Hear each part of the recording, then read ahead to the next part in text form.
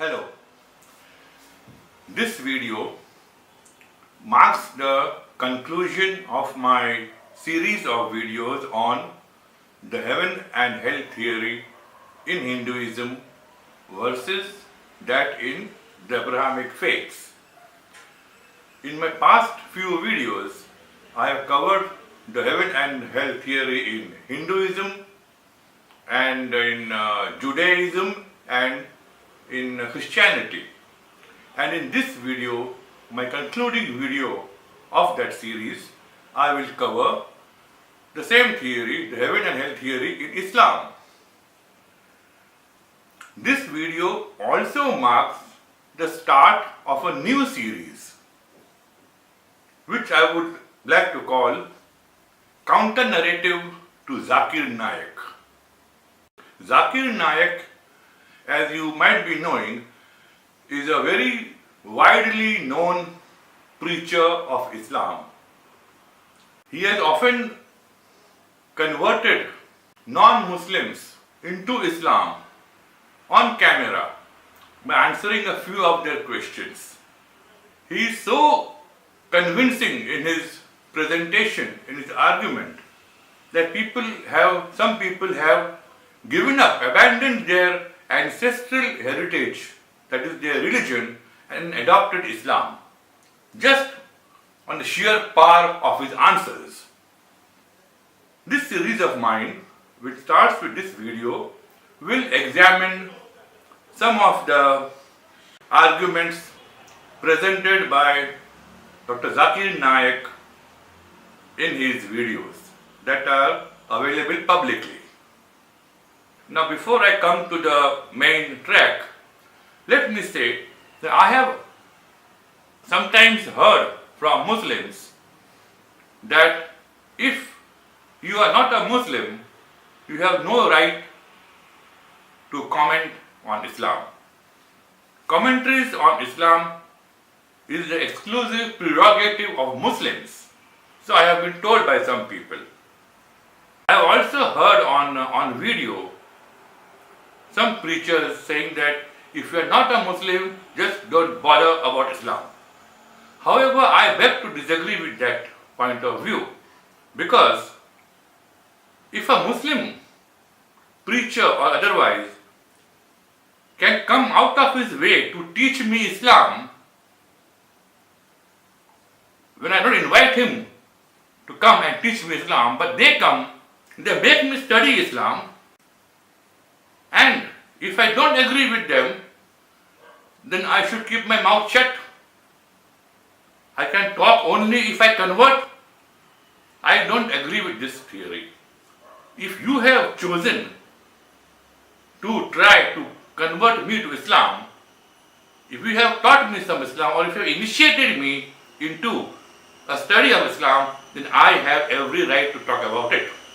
You can't have the cake and eat it too. That apart, all religions, including Islam, are subjects in the public domain. And anybody in a free country, in a free society, has the right to openly discuss and comment and analyze any religion, because it is in the public domain. Therefore, I shall not give any quarter to anybody objecting to my commentary on Islam on grounds that I have not accepted Islam. That objection I overrule. Now, before I come to the main topic, let me define the methodology of my approach. My primary reference for the purpose of this video is the Holy Quran. Holy Quran is the bedrock of Islam. There are various other sources, supplementary sources, but as far on matters which are clear from the Holy Quran itself, I will not look at the other sources, the hadiths and the sunnah, tafsir, etc. I go by the Quran. However, in areas where the Quran is not very clear, there is room for ambiguity, then I will look at the supplementary texts. Memorizing verses does not necessarily mean that you have understood verses. You also cannot judge an entire subject by individual verses. Knowledge does not lie within verses. They lie within the overall theory. So I will not take individual verses and draw conclusions from them without reference to the context. When we are in school, in the lower classes, in primary school, we used to memorize verses. Jack and Jill went up the hill to fetch a pail of water. But as we went to higher classes, to secondary school, we were taught to paraphrase. Paraphrasing proves whether you have understood the verses or not.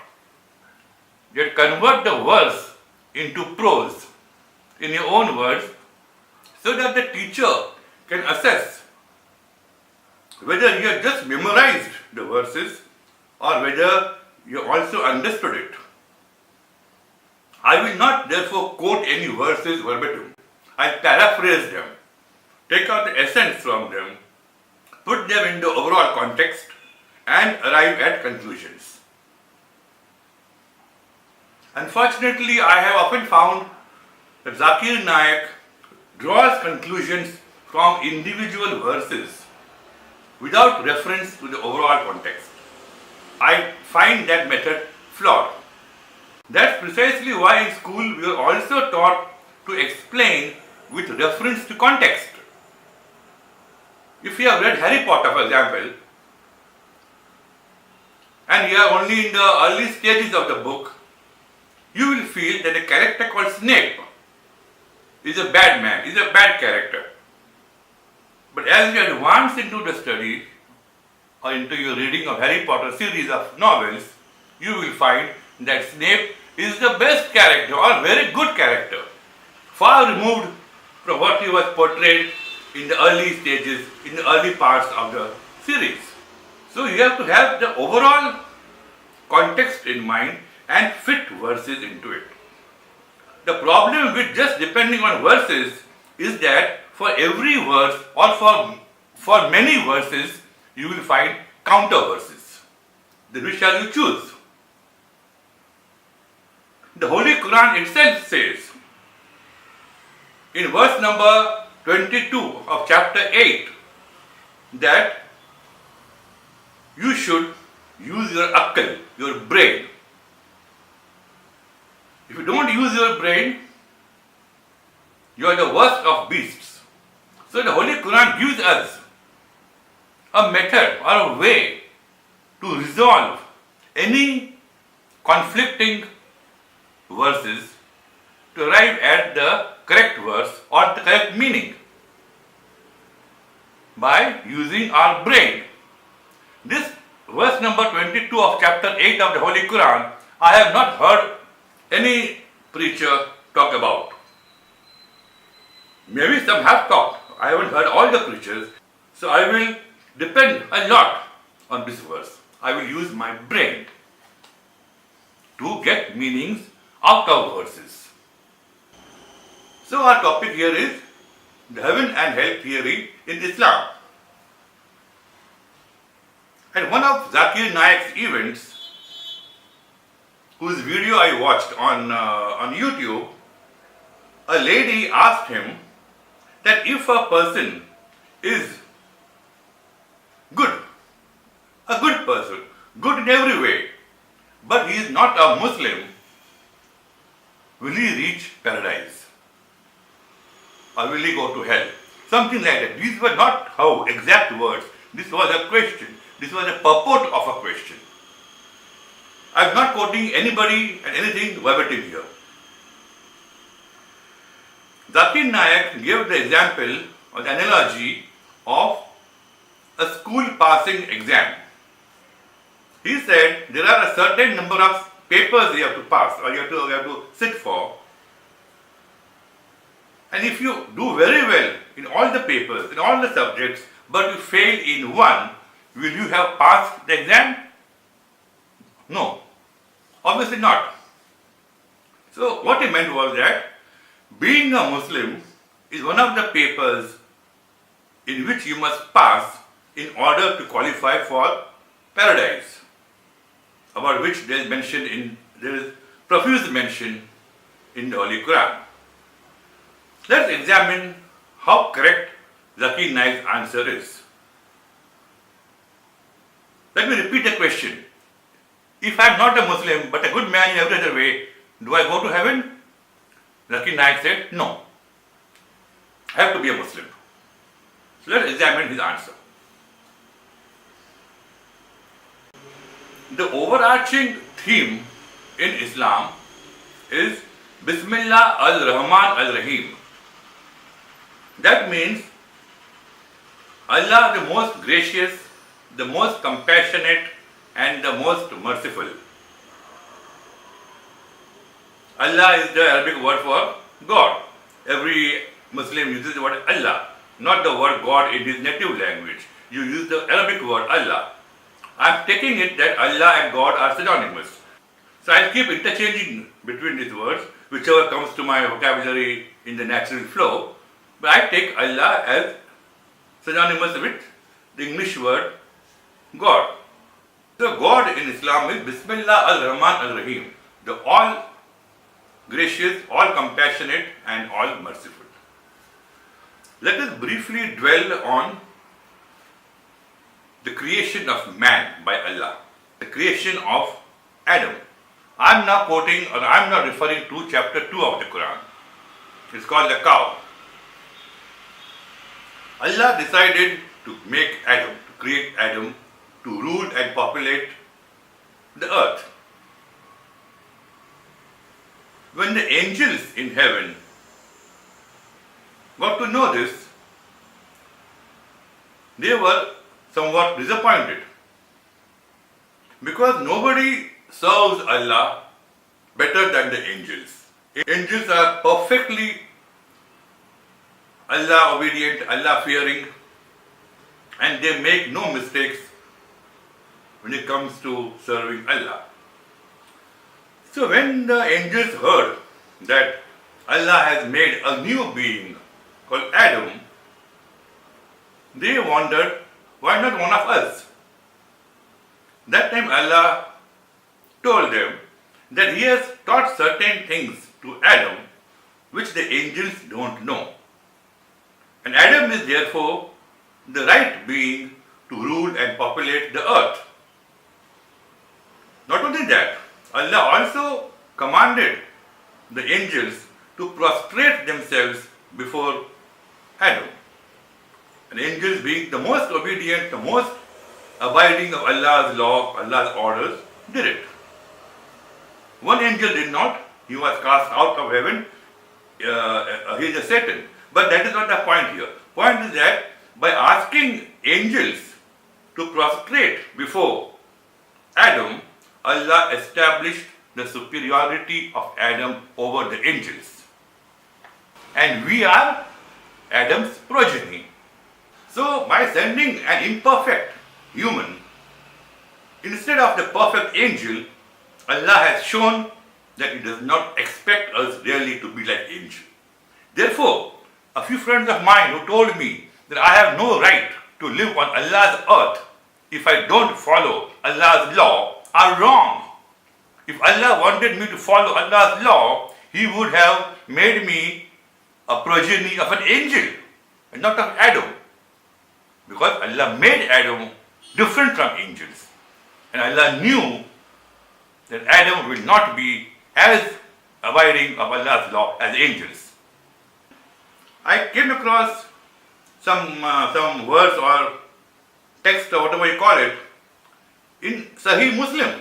Sahih Muslim is one of the two most important hadiths of Islam. And it says, the reference is above me here, it says that Allah wants us to commit sin and then repent and beg for His forgiveness, and He will forgive us. It also adds further punch to this by saying the same reference that if you don't commit sin, then Allah will replace you with somebody else who will commit sin and repent and ask for forgiveness, and Allah will forgive him. So there you are, Allah has guaranteed forgiveness. After all, He has to. He is Bismillah ar-Rahman ar-Rahim. So you see how the points fall in line. Allah, by making us Adam's progeny, He makes it clear to us that He does not expect angelic adherence to His law on earth. So my inference that Allah expects us to commit sin because we are Adam's progeny is not just an assumption. It is backed by Sahih Muslim, which quotes Prophet Muhammad. Let's go further. Back to Quran. There is a verse whose reference appears here above me. It says, I'm paraphrasing of course, it says that the unfortunate souls, that is the people who will go to hell, they will be in hell, they will suffer in hell as long as heaven and earth endure. That means Allah is saying in the Holy Quran that people suffering in hell will suffer as long as heavens and the earth endure. Or, mind you, or as Allah wills, as Allah deems fit. Or the suffering will be at the discretion of Allah. Now, in which direction will Allah exercise His discretion? Eternal punishment or forgiveness? Remember our overarching theme. He is Bismillah ar-Rahman ar-Rahim. All gracious, all compassionate, all merciful. What will be His discretion? Obviously, use your brain again. Refer to the Quran verse which says, use your brain. So what does your brain tell you? My brain tells me that since Allah Himself is saying in the Quran that suffering in hell is subject to His discretion, that means He can cancel it, or He can reduce it, or He can even keep it forever.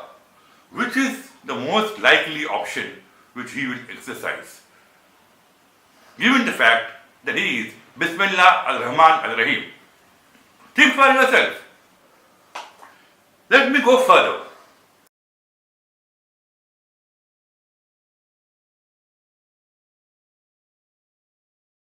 Okay, let's go to the afterlife now.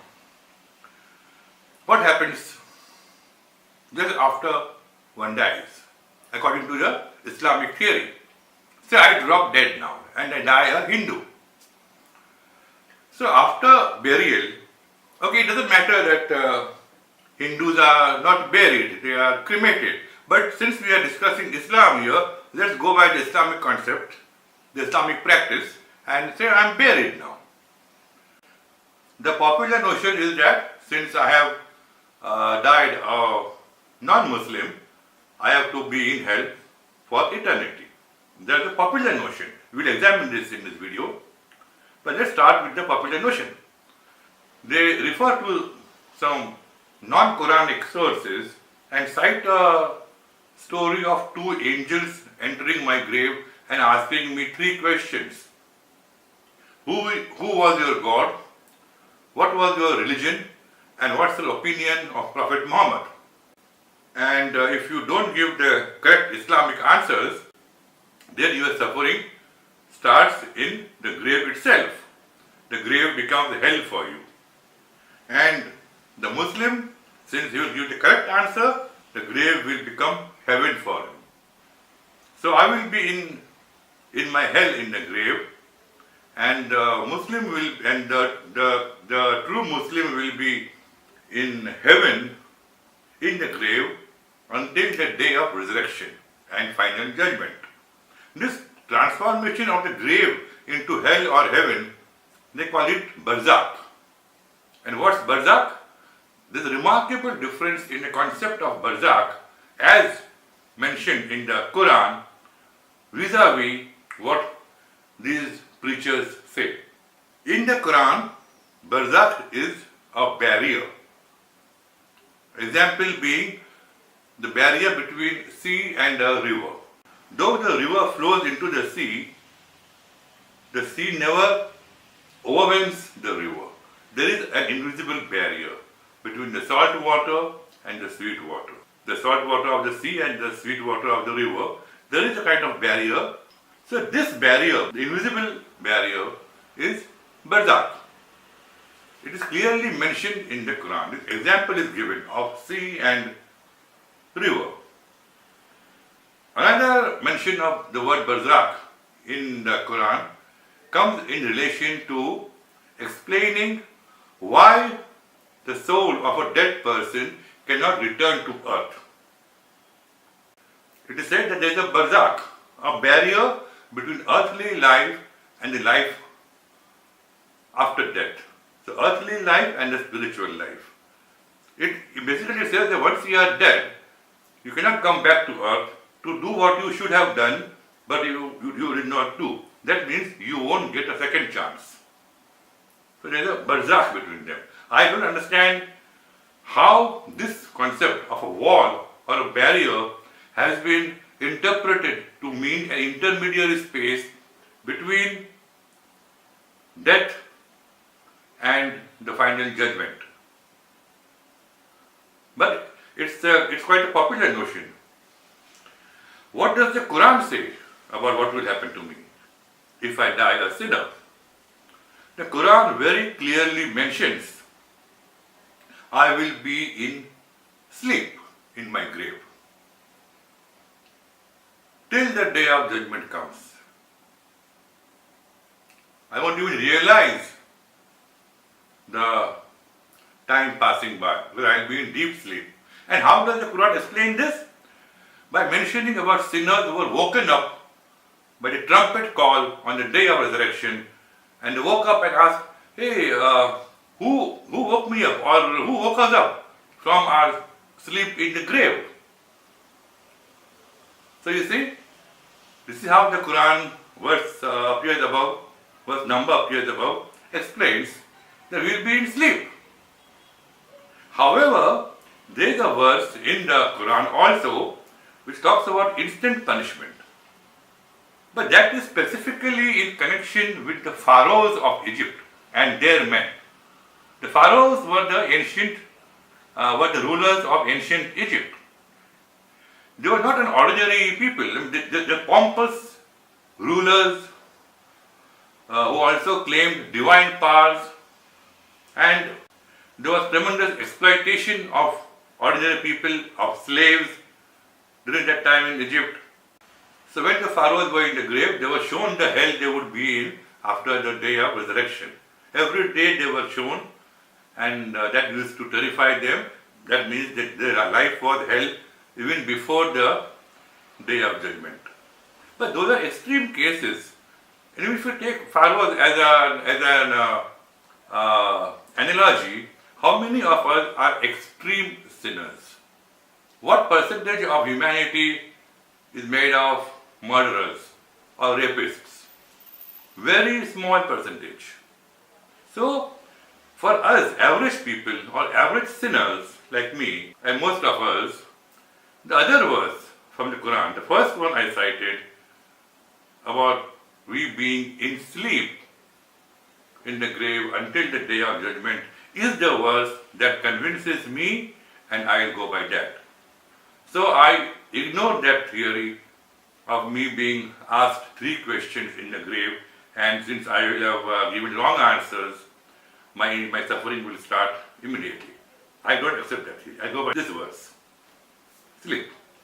So now let's fast forward to the day of resurrection.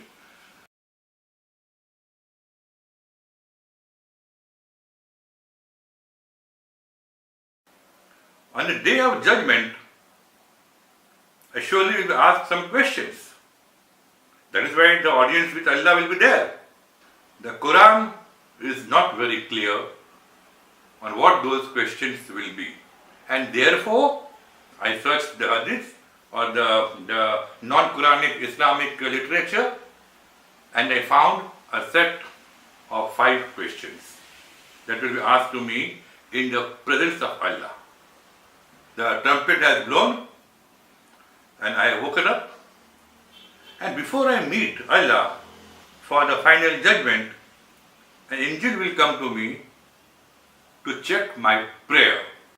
That is, Allah asks the angel to ask me, is my prayer complete or is it lacking? So the angel will test my prayer and obviously find it lacking, because my prayer will not be the Islamic way of prayer.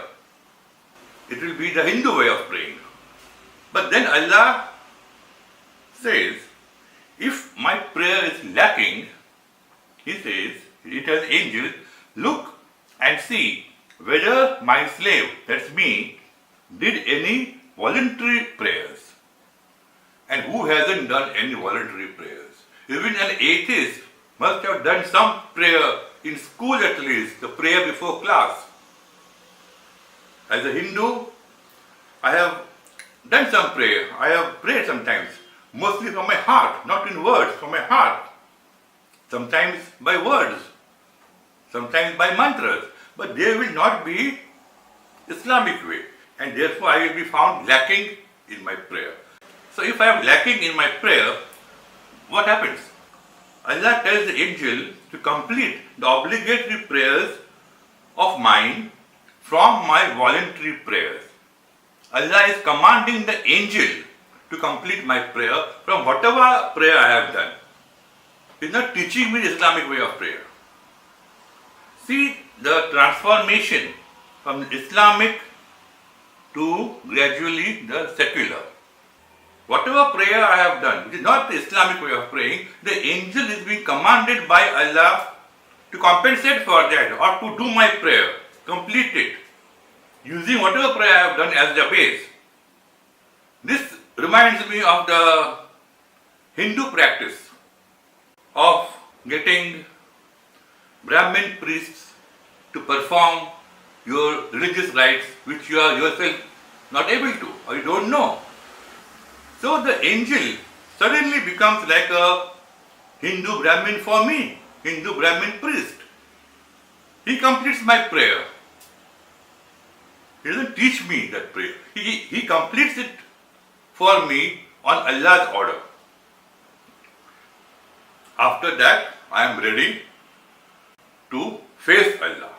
My soul, that's me, and my body, which was buried, they merge, and I stand in front of Allah. That is the climax of Islam, the pinnacle of Islam. You are standing in front of Allah. All the prophets are present there. The entire mankind is there, and Allah is there sitting on a throne, judging each of us. And how does He judge us? He asks us 5 crucial questions. You may be asked more than 5 questions, but there are 5 basic questions which will be asked. On the basis of your answers, Allah will judge whether you go to heaven or whether you go to hell. Let's see what those 5 questions are. The first question is, how did you live your life on earth? Second question is, how did you utilize your youth? Third question is, how did you earn your wealth? The fourth question is, how did you spend your wealth? And the fifth question is, what did you do with your knowledge? 5 questions. Tell me, which of these 5 questions are tests of Islam? Which of these 5 questions test whether you have followed the Quran or the Bible or the Bhagavad Gita or the Torah? These 5 questions, which as per Islam, the source is given above here, as per Islam, the 5 questions are absolutely generic in nature. Anybody can answer, anybody from any faith, including an atheist, can answer these questions very convincingly. There is no question asking you, are you a Muslim or Hindu or whatever? Did you go to Mecca for pilgrimage? Or did you go to Kumbh Mela for pilgrimage? No question not like that. If Allah wanted to know if I am Muslim or not, if I followed Zakir Naik's teachings or not, as conveyed, rather I followed the Quranic teachings as conveyed by Zakir Naik and other preachers, did I follow or not? I'll say no. I did not convert to Islam. But there's no question here that asks anything that would call for an answer to what religion you followed or did not follow. Okay, I could be wrong. I think one has to be pretty stupid in life to think that he can't be wrong. So yes, I could be wrong. Let me give the benefit of doubt to those who think that Allah will expect Islamic answers to these questions. If there is any hidden meaning behind these questions, which Allah is trying to test, and he then asks me as a supplementary question, why did you not become Muslim? Did no one give you dawah? Did you not hear the messenger of peace, that is Zakir Naik, on his videos? I can't lie to Allah. I said, yes, I got dawahs. I heard Dr. Zakir Naik's videos. But Allah, you asked me in the Quran to use my brain. Chapter 8, verse 22. Use your akal. And after having heard the preachers, the dawah givers, my brain told me not to convert. Also, I would say, also Allah, you also mentioned in the Quran that you have made a perfect creation. Whatever you do, whatever you have done is perfect. Now the creation is not only the planets and the earth and the water and the clouds and the air. It is also human culture or human civilization. That too is your creation. And since everything you do is perfect, the diversity of cultures, the diversity of religions is also in keeping with your perfection, Allah. Because your creation is perfect. And you sent me to a Hindu family. And if I, by hearing Zakir Naik or some preachers like him, if I had converted to Islam, if I had checked my ancestral heritage to become a Muslim, then that would amount, to my mind, it would amount to interference in the perfection of your plan. And Allah, I can't interfere in your plan. So I did not convert. I am a Hindu because you gave me birth in a Hindu family. What can Allah answer to this defense of mine? Allah is perfect. He will be logical. Allah cannot be like a tyrant or a dictator. He has to be fair. I used my brain and I also followed that Quranic verse number appears up which says that Allah's creation is perfect. Therefore, my not being a Muslim, my being a Hindu, is also perfect. Because that is his creation. That I be born in the Hindu family. Somebody here may quote chapter 3, verse 85 and say, in the Holy Quran, Allah says, whoever seeks a religion other than Islam, it will not be accepted from him and he will be one of the losers in the hereafter. So, many preachers say that this verse, that whoever seeks a religion other than Islam will go to hell, as per Allah. But read that verse carefully. It says, whoever seeks a religion other than Islam, but I have not sought any religion. Allah, you gave me birth in Hindu family and I remained a Hindu. I was faithful, loyal to your decision, to your perfect decision, keeping in tune with your perfection and the perfection of your creation. I remained a Hindu. I did not seek any religion. Whoever came to me, giving me dawah to become Muslim, they came to me, they sought me. I did not seek them. So this verse does not apply to me. Even if you are an atheist, you are not seeking any religion. So even the atheist will say, I did not seek any religion. So this verse, number 85 of chapter 3 of Quran, does not apply. But then yes, there are verses in the Holy Quran, there are many verses in the Holy Quran which do talk about eternal punishment in hell, hellfire. And it's terrible punishment that is described. It's terrifying. How does one reconcile these verses with the overall theme of the Holy Quran that Allah is all gracious, all compassionate and all merciful? Plus the other few verses I referred to. To understand this, we have to have a glimpse of the history of that part of the world where Prophet Muhammad was born and lived. Arabia. Almost every Muslim I have talked to face or online agree, and also every scholar that I have read, more or less, they agree that pre-Muhammad Arabia was Jahiliyat. What Jahiliyat? Jahiliyat is uncivilized. Not all secular historians agree with it. Jawaharlal Nehru, for example, in his book Glimpses of World History, he does not agree that pre-Islamic Arabia was Jahiliyat or uncivilized. But at the same time, he does agree that Arabia at the time was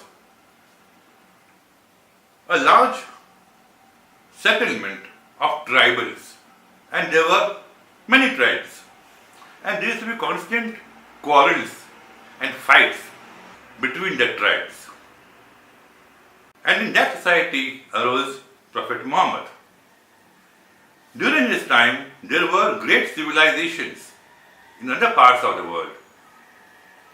The Chinese civilization, the Hindu civilization, the Persian civilization, Greek, Roman, Egyptian, Iraqi. At that time, Arabia was not a civilization. It was a tribal society, a settlement of quarrelsome tribals. Once a year they used to kiss and make up, go to the Kaaba in Mecca for the annual pilgrimage, and come back and slowly resume their quarrels. This was life in Arabia. Prophet Muhammad appeared there or emerged there not only as a prophet, also a social reformer. He united the quarrelsome tribes. He unified them. How do you unify a quarrelsome society? By instilling in them some fear of punishment on earth and in the hereafter. And it is that fear of punishment that would make them behave and lead to them converting from a tribal settlement, from a quarrelsome tribal settlement to a unified Arab civilization. So though the Quran, in its broad theme, in its essence, does not support the idea of punishment, of unending punishment, that theory, those verses, gained more prominence as a tool to discipline the Arabs at that time, the tribal Arabs, the quarrelsome Arabs at that time. So they would be disciplined, and that would mark the beginning of their civilization.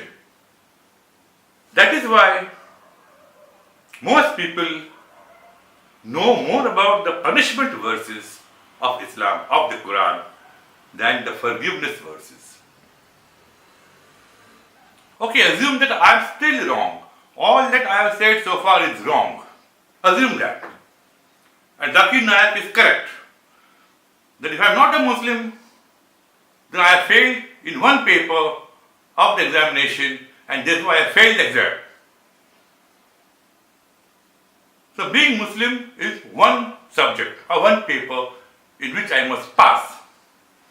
Let's go further into this. Say I am dead now and Allah has sentenced me to hell because I am a Hindu.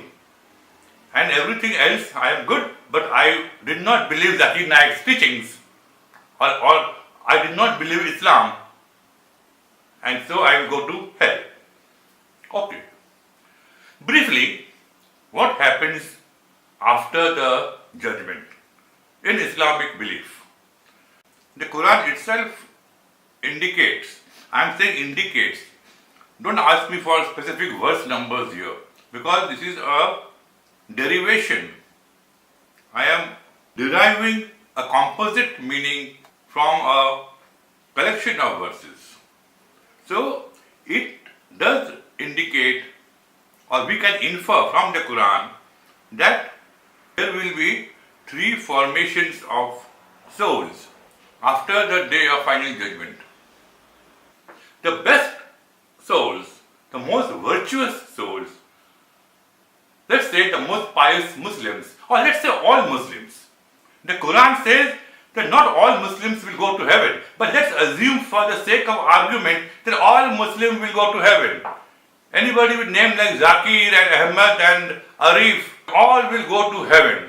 But I will go to hell because my name is Sabyasachi Gangopadhyay. Okay. So all of us will be divided into three formations. The first formation will be heaven bound. But they will pass by hell, they will catch a glimpse of hell, but they will not feel the pain or the heat of the hell. They will reach heaven and enjoy heavenly life. The second batch of souls will not reach heaven, but they will be in a kind of waiting place called Araf. A single inverted comma RAF. Araf. So what's Araf? Araf is a waiting place. Waiting for what? Waiting to go to heaven. If you are in Araf, then forgiveness is guaranteed. It's a matter of time when Allah forgives you. And who will go to Araf? Araf is for souls whose virtue and sin content are balanced, 50-50. So they can't go to heaven immediately. They have to wait for forgiveness of 50% of their sin, 50% of their total deeds, which is sin. So they will be forgiven. Now Zakir Naik says that from the suppose there are 7 subjects. In my time, we had 7 subjects to pass out of school, the board exam. So if I have passed in 6 subjects and I failed in 7th subject, that is the Islamic subject, so I won't even qualify for Araf. Because Araf is for souls whose virtue and sin are evenly balanced. My score will be lopsided in favor of virtue. I only failed in the test of Islam. So I have passed in 6 out of 7 subjects. I too will go to heaven. Because Araf is for, as I said, those whose virtues and sins are balanced.